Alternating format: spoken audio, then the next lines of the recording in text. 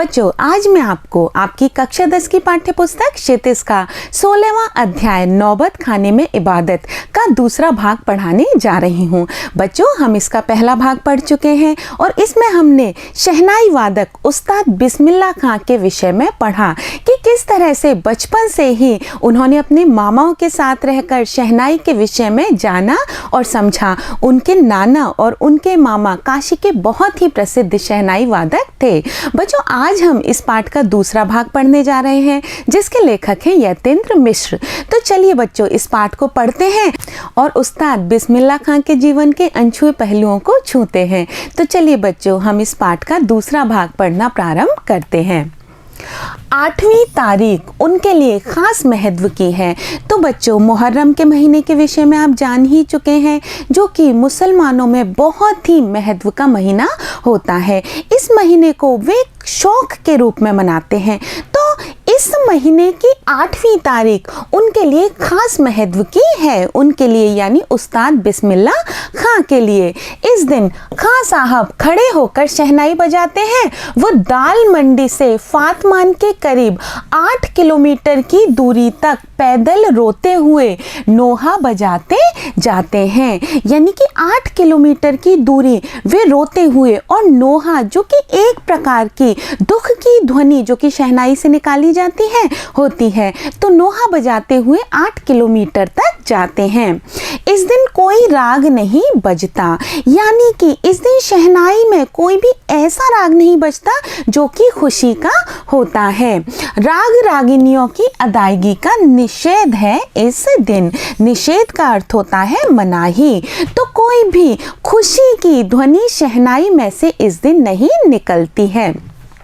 उनकी आंखें इमाम हुसैन और उनके परिवार के लोगों की शहादत में नम रहती हैं, क्योंकि इसी तारीख को इमाम हुसैन और उनके परिवार के लोगों ने अपनी शहादत दी थी, यानी कि उनकी मृत्यु उनके शत्रुओं के द्वारा हुई थी। और उसी की याद में हर वर्ष मुहर्रम का महीना मनाया जाता है, जो कि शोक का महीना होता है।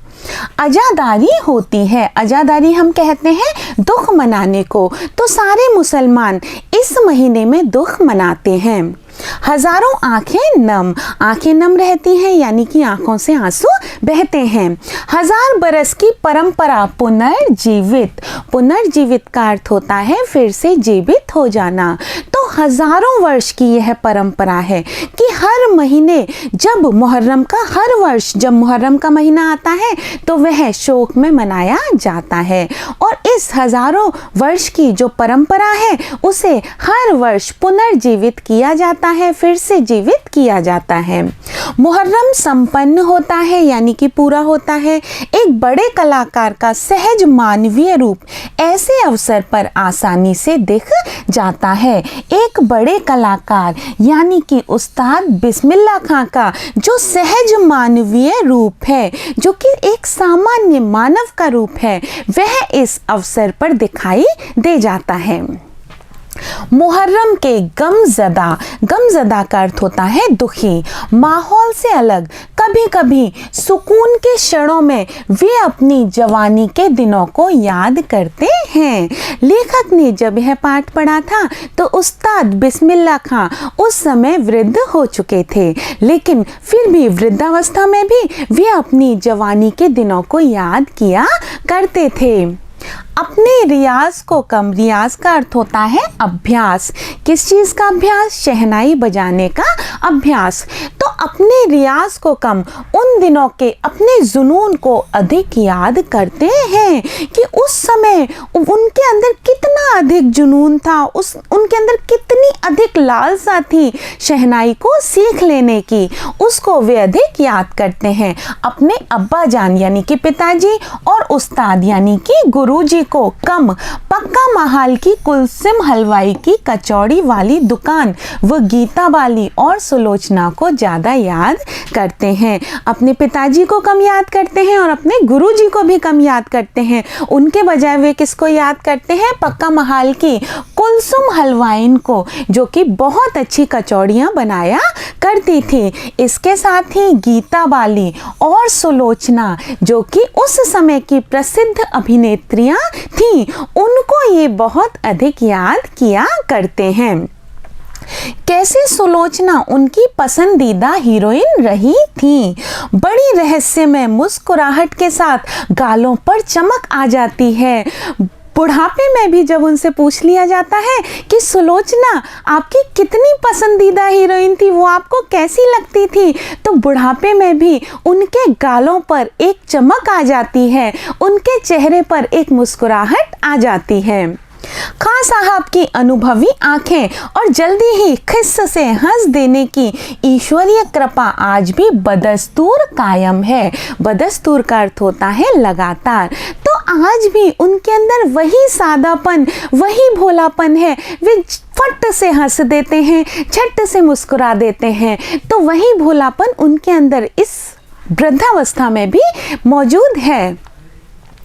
इसी बाल सुलभ का अर्थ होता है बच्चों जैसी। बच्चों की हंसी कैसी होती है? बिल्कुल मासूम, बिल्कुल बहुत ही प्यारी। बच्चों को हंसते हुए देखकर किसका मन प्रसन्न नहीं हो जाता।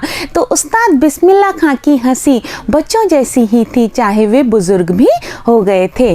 इसी बाल सुलभ हंसी में कई यादें बंद हैं। वे जब उनका जिक्र करते हैं तब फिर उसी नैसर्गिक का अर्थ होता है स्वाभाविक आनंद में आंखें चमक उठती हैं।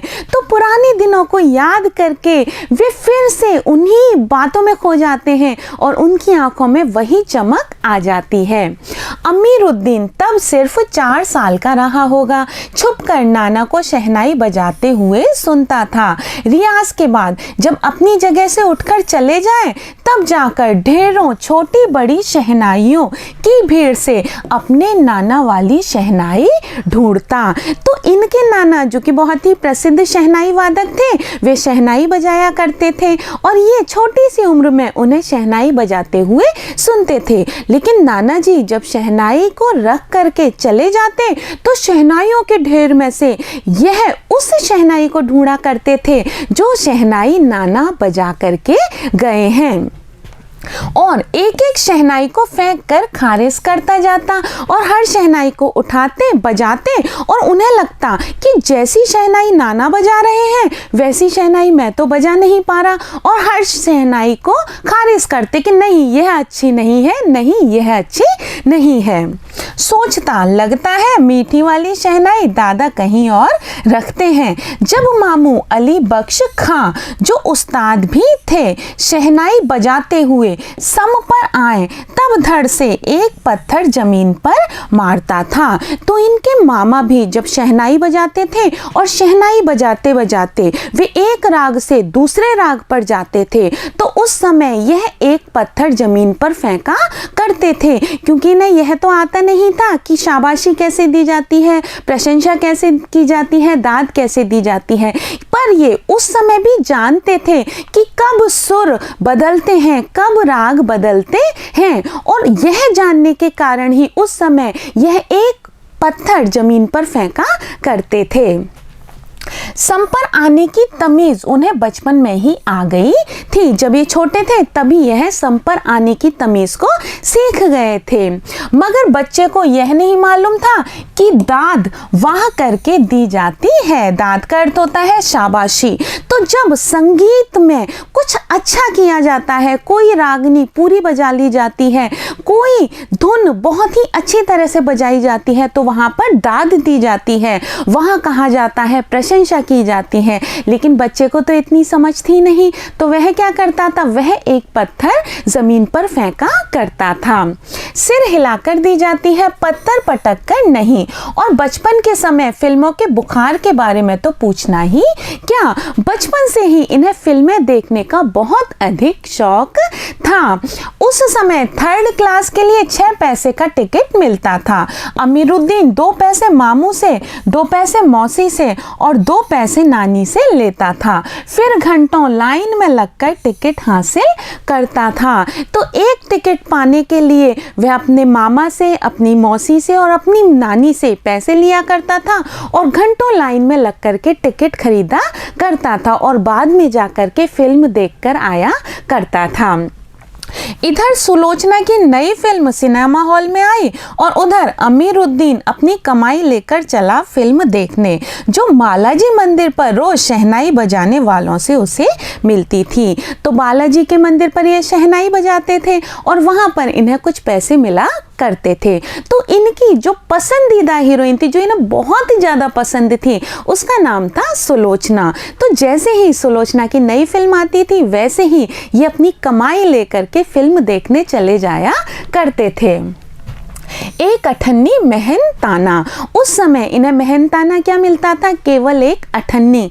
अठन्नी किसे कहते हैं बच्चों, जानते हो ना आप? 50 पैसों को। क्या 50 पैसों में फिल्म देखी जा सकती है? हाँ, आज के ज़माने में तो नहीं देखी जा सकती, लेकिन यह तो कितनी पुरानी बात है ना, जब अमीरुद्दीन बच्चे थे या फिर उस्ताद बिस्मिल्लाह खां जब छोटे से बच्चे थे, तो उस समय 50 पैसों में भी काफ़ी काम हो जाता था, यानी कि 50 पैसे की भी बहुत अच्छी कीमत हुआ करती थी। उस पर यह शौक जबरदस्त कि सुलोचना की कोई नई फिल्म ना छूटे और कुलसुम की देसी घी वाली दुकान, वहां की संगीत में कचौड़ी। तो देखो बच्चों, उन्हें संगीत से इतना प्रेम था कि कुलसुम हलवाइन की जो कचौड़ी होती थी, उस कचौड़ी के तलने में भी उन्हें संगीत की ध्वनियां सुनाई देती थी। उस कचौड़ी को वे कैसा कहते थे? संगीत में कचौड़ी। संगीत में कचौड़ी इस तरह, क्योंकि कुलसुम जब कलकलाते घी में, यानी कि खौलते हुए घी में कचौड़ी डालती थी, उस समय छन्न से उठने वाली आवाज में उन्हें सारे आरोह अवरोह दिख जाते थे। तो जिस समय कुलसुम घी में कचौड़ी को डाला करती थी तो एक आवाज उत्पन्न होती थी, एक ध्वनि उत्पन्न होती थी और उस ध्वनि से ही अमीरुद्दीन को संगीत के सारे आरोह अवरोह, यानी कि संगीत का आगे बढ़ना और रुकना सब कुछ दिखाई दे जाता था, सब कुछ सुनाई दे जाता था। राम जाने यानी ईश्वर जाने कितनों ने ऐसी कचौड़ी खाई होगी। पता नहीं कितने लोगों ने ऐसी कचौड़ी खाई होगी कि कचौड़ी के साथ साथ उन्हें कचौड़ी के बनते समय जो ध्वनि होती है उसमें भी आनंद आया होगा। बहुत ही कम लोग होंगे जिन्हें ऐसी कचौड़ी नसीब हुई होगी। मगर इतना तय है कि अपने खास साहब रियाजी और स्वादी दोनों रहे। रियाजी यानी कि अभ्यासी, किस चीज़ के अभ्यासी? शहनाई के अभ्यासी। वे बहुत अधिक अभ्यास किया करते थे। और स्वादी, स्वाद भी बहुत था उन्हें, शौकीन भी बहुत थे वे खाने पीने के, तो वे अभ्यासी भी रहे और स्वादी भी रहे। और इस बात में कोई शक नहीं कि दादा की मीठी शहनाई उनके हाथ लग चुकी है और अपने नाना की या अपने दादा की जो मीठी वाली शहनाई वे बचपन से ढूंढा करते थे, वह शहनाई भी उनको युवावस्था में हाथ लग गई, यानी कि उन्हें सुरों की सच्ची समझ हो गई। वे सुरों को अच्छी तरह से जानने समझने लग गए थे। काशी में संगीत आयोजन की एक प्राचीन एवं अद्भुत परंपरा है। बच्चों, काशी एक प्राचीन शहर है, वहाँ पर बड़े बड़े मंदिर हैं और वहाँ पर संगीत की भी एक पुरानी परंपरा है। यह आयोजन पिछले कई वर्षों से संकट मोचन मंदिर में होता आया है। वहाँ पर एक संकट मोचन मंदिर है जहाँ पर कि संगीत का आयोजन होता है और कई वर्षों से होता आ रहा है। यह मंदिर शहर के दक्षिण में लंका पर स्थित है। वह हनुमान जयंती के अवसर पर यहाँ 5 दिनों तक शास्त्रीय एवं उपशास्त्रीय गायन वादन की उत्कृष्ट सभा होती है। उत्कृष्ट का अर्थ होता है बहुत अच्छी। तो गायन यानी कि गाने की और वादन यानी कि बजाने की, कोई भी वाद्य यंत्र बजाने की बहुत अच्छी सभा यहाँ पर होती है। इसमें बिस्मिल्लाह खां अवश्य रहते हैं क्योंकि वे तो काशी के बहुत ही प्रसिद्ध नागरिक हैं। एक ऐसे व्यक्ति हैं जिन्होंने काशी का नाम देश विदेश में प्रसिद्ध किया है। तो ऐसा व्यक्ति तो गायन और वादन की प्रतियोगिता में उपस्थित रहेगा ही। अपने मजहब कहते हैं बच्चों धर्म को, तो अपने मजहब के प्रति अत्यधिक समर्पित उस्ताद बिस्मिल्लाह खां की श्रद्धा काशी विश्वनाथ जी के प्रति भी अपार है। तो बच्चों हम जानते हैं कि उस्ताद बिस्मिल्लाह खां तो मुसलमान हैं और वे अपने धर्म को मानते भी हैं और उसके प्रति समर्पित भी हैं, लेकिन फिर भी वे काशी विश्वनाथ मंदिर के प्रति भी उतने ही समर्पित हैं, यानी कि दूसरे धर्म का भी वे उतना ही सम्मान करते हैं, उस धर्म के प्रति भी उनमें उतनी ही आस्था है।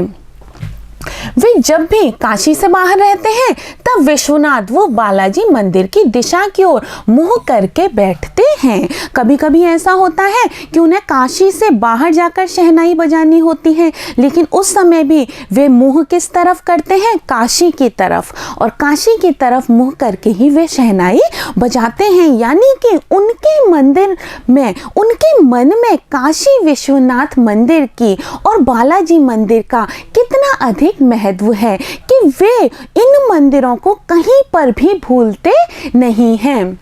थोड़ी देर ही सही मगर उसी ओर शहनाई का प्याला घुमा दिया जाता है। तो शहनाई का प्याला भी उस ओर घुमा दिया जाता है जिस तरफ की उनके मंदिर हैं, जिनमें की उनकी आस्था है, और भीतर की आस्था रीढ़ के माध्यम से बजती है। आस्था का अर्थ होता है विश्वास।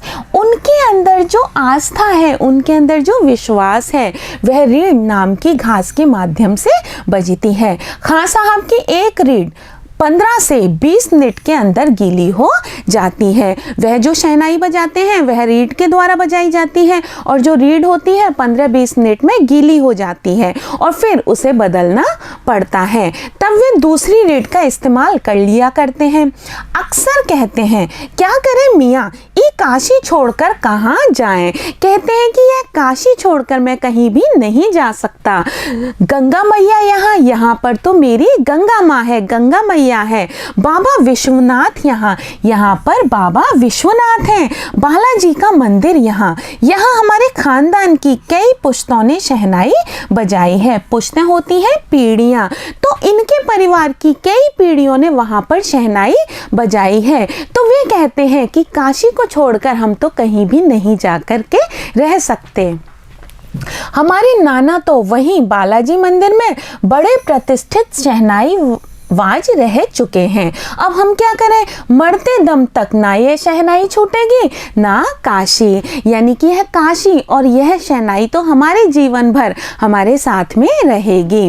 जिस जमीन ने हमें तालीम दी, तालीम होती है शिक्षा, जहाँ से अदब पाई, अदब होता है कायदा साहित्य ज्ञान, तो जहाँ से अदब प्राप्त हुआ वो कहाँ और मिलेगी। तो यहीं पर हम पैदा हुए, यहीं पले बड़े, यहीं पर ज्ञान प्राप्त किया, यहीं पर शिक्षा प्राप्त की। अब यह चीजें हमें और कहां पर मिलेंगी?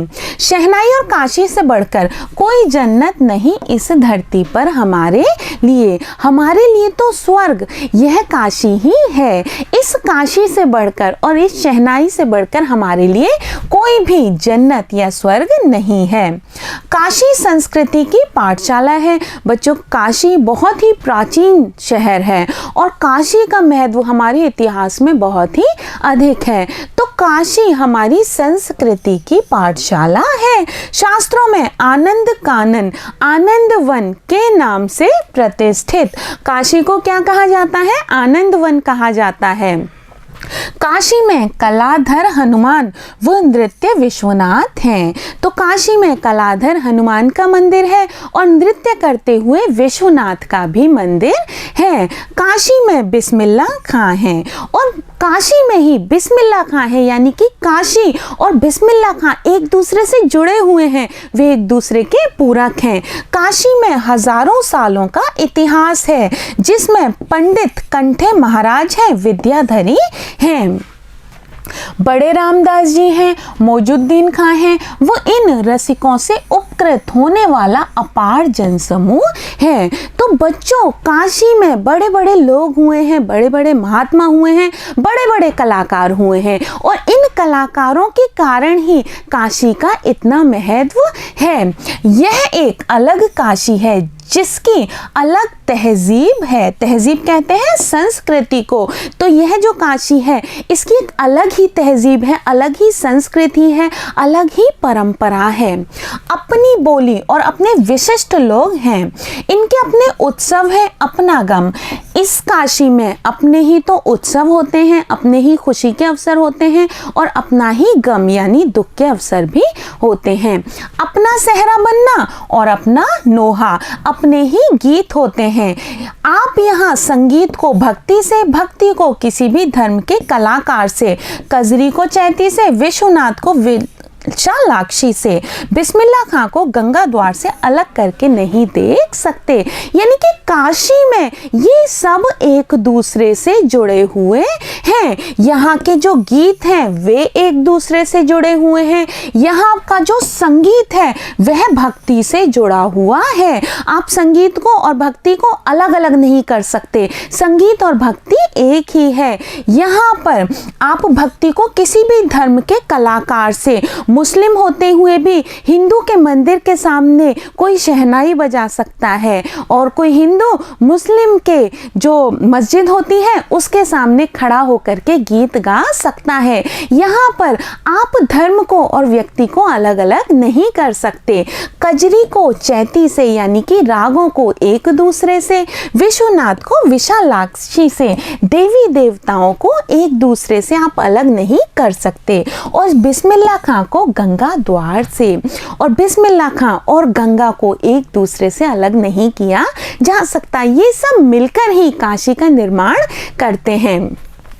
अक्सर समारोहों एवं उत्सवों में दुनिया कहती है ये बिस्मिल्लाह खां हैं। बिस्मिल्लाह खां का मतलब बिस्मिल्लाह खां की शहनाई। तो उनका नाम तो बड़ा है, बहुत प्रसिद्ध हैं वो। तो अक्सर लोग कहते हैं ये बिस्मिल्लाह खां है, यानी कि बिस्मिल्लाह खां की शहनाई को याद किया जाता है। शहनाई का तात्पर्य बिस्मिल्लाह खां का हाथ, हाथ से आशय इतना भर कि बिस्मिल्लाह खां की फूंक और शहनाई की जादुई आवाज का असर हमारे सिर चढ़कर बोलने लगता है। तो बिस्मिल्लाह खां के हाथों की शहनाई और बिस्मिल्लाह खां के हाथ, और ये मिलकर के एक अद्भुत स्वरों की रचना कर देते हैं। शहनाई में सरगम भरा है।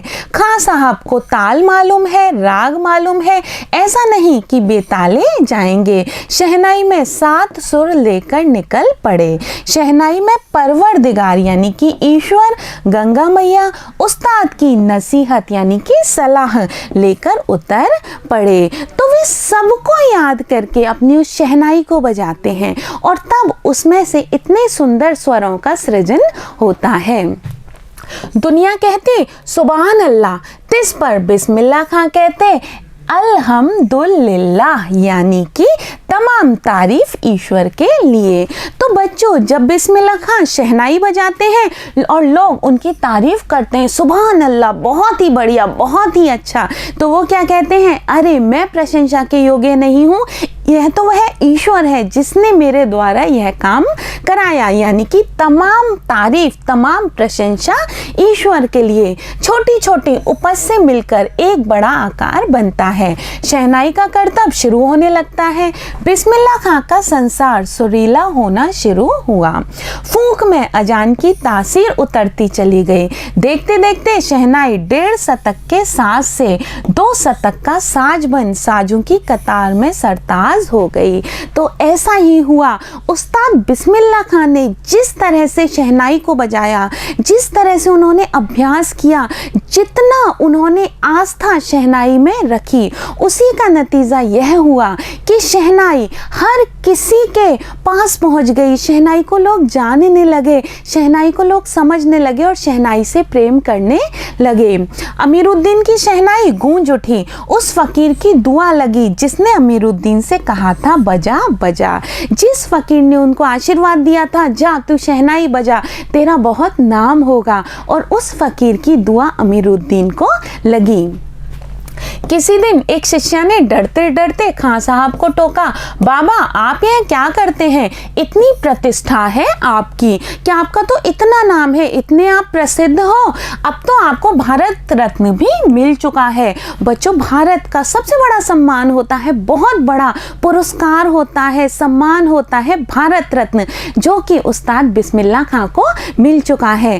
तो एक शिष्या ने उनसे कहा कि अरे अब तो आपको भारत रत्न भी मिल चुका है, यह फटी तहमद न पहना करें, और आप ये फटी पुरानी तहमद को पहन करके बैठे रहते हैं, ये अच्छी नहीं लगती।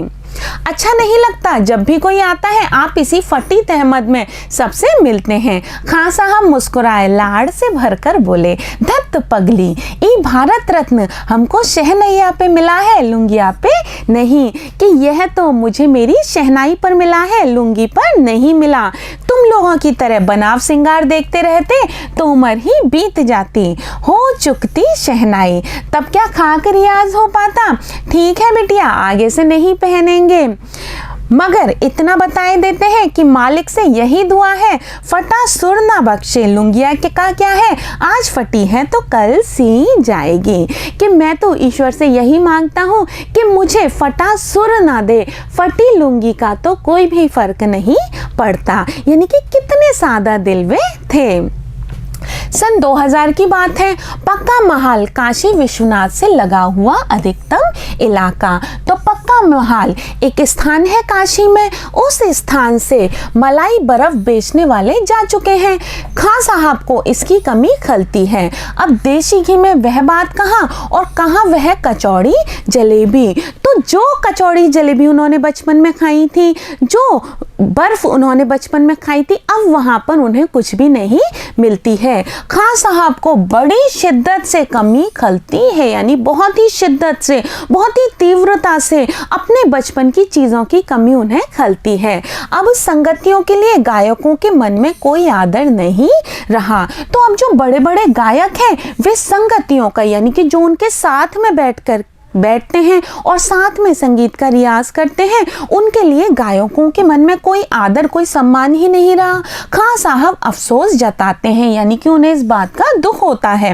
अब घंटों रियाज को कौन पूछता है, अब तो लोग कोई रियाज ही नहीं करते, कोई अभ्यास ही नहीं करते। हैरान है बिस्मिल्लाह खां, कहाँ वह कजली चेती और अदब का जमाना, कि कहाँ गई वह कजली चेती, वे गीत जो कि ये लोग गाया करते थे, जिन गीतों पर ये शहनाई बजाया करते थे, वह जमाना तो अब समाप्त ही हो गया। सचमुच हैरान करती है काशी, पक्का महाल से जैसे मलाई बरफ गया, संगीत, साहित्य और अदब की बहुत सारी परंपराएं लुप्त हो गई, यानी कि गायब हो गई। तो उन्हें बहुत ही दुख होता है, बहुत ही आश्चर्य होता है कि अब काशी से वे जो पुरानी परंपराएं हैं वे गायब होती जा रही हैं। ना पहले जैसा खान पान रहा, ना लोगों के पहले जैसे विचार रहे, ना लोगों की धर्म में पहले जैसी आस्था रही, सब कुछ बदल गया है।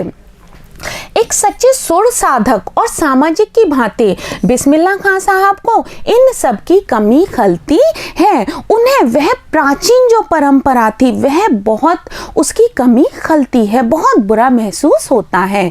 काशी में जिस तरह बाबा विश्वनाथ और बिस्मिल्लाह खां एक दूसरे के पूरक रहे हैं, उसी तरह मुहर्रम, ताजिया और होली, अबीर, गुलाल की गंगा जमनी संस्कृति भी एक दूसरे के पूरक रहे हैं। काशी में सभी धर्मों के लोग मिल करके रहते हैं, एक दूसरे को एक दूसरे के त्योहारों पर बधाइयाँ देते हैं, उन त्योहारों में सम्मिलित होते हैं। तो काशी की संस्कृति कैसी है, गंगा जमनी संस्कृति, के गंगा और जमुना का जिस तरह से मिलन होता है उसी तरह से काशी की संस्कृति रही है। लेकिन आज वह संस्कृति धीरे धीरे लुप्त होती जा रही है। इसका उस्ताद बिस्मिल्लाह खां को बहुत ही अफसोस होता है। अभी जल्दी ही बहुत कुछ इतिहास बन चुका है, अभी आगे बहुत कुछ इतिहास बन जाएगा। पुरानी बातें धीरे धीरे इतिहास बनती जा रही हैं। फिर भी कुछ बचा है जो सिर्फ काशी में है। काशी आज भी संगीत के स्वर पर जगती और उसी की थापों पर सोती है। आज भी काशी संगीत की धुनों के साथ ही जागती है और संगीत की धुनों के साथ ही सोती है। काशी में मरण भी मंगल माना गया है, वहाँ पर तो मृत्यु को भी आनंद का अवसर माना जाता है। काशी आनंद कानन है, यानी कि आनंद का वन है। काशी में तो आनंद ही आनंद है। सबसे बड़ी बात है कि काशी के पास उस्ताद बिस्मिल्लाह खां जैसा लय और सुर की तमीज सिखाने वाला नायाब हीरा रहा है।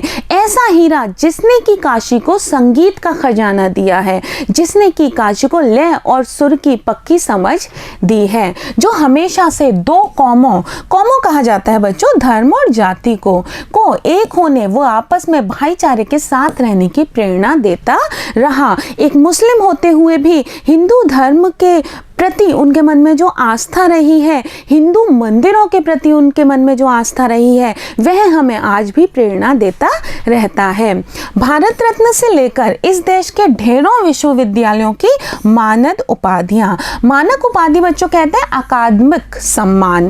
तो क्या होता है बच्चों, जैसे कोई बहुत प्रतिष्ठित व्यक्ति होता है तो उसे हमारे देश के जो विश्वविद्यालय होते हैं वह मानक उपाधि से सम्मानित कर देते हैं, उन्हें उपाधियां प्रदान कर दी जाती हैं। उपाधियों से अलंकृत वो संगीत नाटक अकादमी पुरस्कार एवं पद्म भूषण जैसे सम्मानों से नहीं, बल्कि अपनी अजय संगीत यात्रा के लिए बिस्मिल्लाह खां साहब भविष्य में हमेशा संगीत के नायक बने रहेंगे। तो जीवन में बिस्मिल्लाह खां साहब ने बहुत कार्य किया, बहुत प्रतिष्ठा प्राप्त की, बहुत प्रसिद्धि प्राप्त की और उसके साथ साथ ही उन्हें बहुत सारे पुरस्कारों से भी नवाजा गया। लेकिन इनके अलावा वे अपनी सच्ची संगीत साधना के लिए वर्षों तक याद किए जाते रहेंगे। 90 वर्ष की भरी पूरी आयु में 21 अगस्त 2006 को संगीत रसिकों की हार्दिक सभा से विदा हुए खां साहब की सबसे बड़ी देन हमें यही है कि पूरे 80 बरस उन्होंने संगीत को संपूर्णता व एकाधिकार से सीखने की जिजीविषा को अपने भीतर जिंदा रखा। जिजीविषा का अर्थ होता है जीने की इच्छा। तो बच्चों, उनकी मृत्यु हुई 90 वर्ष की अवस्था में, जो कि साल था 2006 का। लेकिन जब तक वे जिए, 90 वर्ष की अवस्था तक भी वे जिए, तो तब तक भी वे संगीत की साधना करते रहे और संसार को संगीत के आनंद में डुबोते रहे, संसार को संगीत के विषय में बताते रहे और आज भी वे हमारे लिए प्रेरणा का स्रोत रहे हैं। तो बच्चों, आज हमने आपकी पाठ्य पुस्तक क्षितिज का 16वां अध्याय नौबत खाने में इबादत का दूसरा भाग पढ़ लिया है, जिसमें कि हमने उस्ताद बिस्मिल्लाह खां के जीवन के विषय में जाना, कैसे उन्होंने संगीत की साधना की, कैसे उन्हें संगीत के प्रति रुचि पैदा हुई और जीवन में उन्होंने क्या क्या कार्य किए, कैसे इतनी प्रतिष्ठा प्राप्त की। तो बच्चों, अब मैं आपसे अगली कक्षा में मिलूंगी और इस पाठ के प्रश्नोत्तर आपको कराऊंगी। तब तक के लिए आप मुझे आज्ञा दीजिए, बने रहिए मेरे साथ। नमस्कार।